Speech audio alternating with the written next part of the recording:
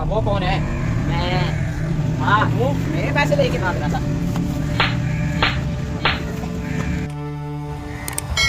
پاگلی اڈا آ گیا، پاگلی اڈا، پاگلی اڈا۔ جس نے واش روم جانا ہے ہویا صرف 5 منٹ ہے۔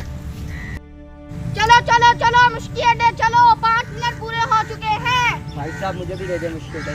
چلو بھائی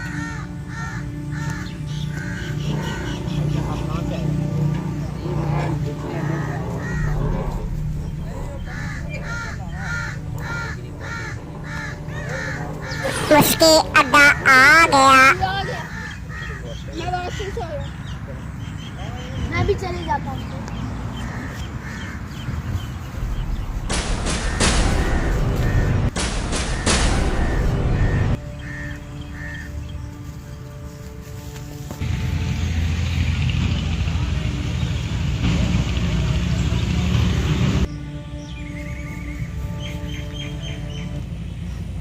بھائی صاحب وہ بندہ کدھر گیا ہے؟